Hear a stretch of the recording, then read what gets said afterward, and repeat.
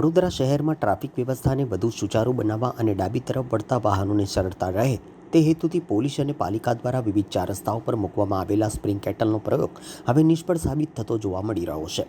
અનેક સ્થળોએ આ સ્પ્રિંગ કેટલ વાહનોની ટક્કરથી તૂટી ગયા છે, જ્યારે કેટલાક સ્થળોએ ટ્રાફિકની સમસ્યા વધુ ગંભીર બન્યાની ફરિયાદો પણ સામે આવી રહી છે. સ્માર્ટ સિટી તરીકે વડોદરાને વધુ સુવ્યવસ્થિત બનાવવા માટે તંત્ર દ્વારા સમયાંતરે નવા ટ્રાફિક પ્રયોગો કરવામાં આવે છે. તેના ભાગરૂપે શહેરના મુખ્ય ચાર રસ્તાઓ પર સ્પ્રિંગ કેટલ ગોઠવવામાં આવ્યા હતા, જેથી રોંગ સાઈડ વાહન વ્યવહાર અટકે અને ડાબી તરફ વળતા વાહનોને અવરોધ વિના પસાર થવાની સુવિધા મળી રહે. શરૂઆતમાં આ પ્રયોગથી કેટલાક અંશે રાહત મળી હોવાનું જણાવ્યું હતું. જોકે શહેરમાં સતત વધી રહેલા વાહનોના ભારણ, ચાર રસ્તાઓની મર્યાદિત જગ્યાને કારણે હવે સ્થિતિ બદલાઈ ગઈ છે. સિગ્નલ દરમિયાન વાહનોની લાંબી કતારો લાગતા સ્પ્રિંગ કેટલની આસપાસ પણ ટ્રાફિક જામ સર્જાવા લાગ્યો છે. ખાસ કરીને પીક અવર્સ દરમિયાન ડાબી બાજુ જવાના માર્ગો પર પણ વાહનો અટવાઈ જતા હતા. આવી સ્થિતિમાં વાહન ચાલકો દ્વારા થયેલી નાની ભૂલો અથવા જગ્યા ઓછી હોવાના કારણે અનેક વખત સ્પ્રિંગ કેટલ સાથે વાહનો અથડાતા રહ્યા હતા.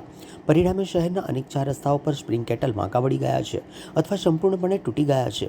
સ્થાનિક વાહન ચાલકોના જણાવ્યા અનુસાર ટ્રાફિક વ્યવસ્થા સુધારવાના હેતુથી કરવામાં આવેલો આ પ્રયોગ વ્યવહારમાં એટલો અસરકારક સાબિત થયો નથી. કેટલાક સ્થળોએ તો સ્પ્રિંગ કેટલના કારણે માર્ગ વધુ સાંકડો બનતા ટ્રાફિકની સમસ્યા વધ્યાનું પણ જોવા મળ્યું છે. હાલ શહેરના વિવિધ ચાર રસ્તાઓ પર તૂટી ગયેલા અને નુકસાન પામેલા સ્પ્રિંગ કેટલ તંત્રના આ પ્રયોગની મર્યાદાઓ દર્શાવી રહ્યા છે. હવે તંત્ર આ અંગે શું નિર્ણય લે છે અને ટ્રાફિક સમસ્યાના કાયમી ઉકેલ માટે કયા નવા પગલાં ભરે છે, તેના પર સૌની નજર મંડાઈ છે.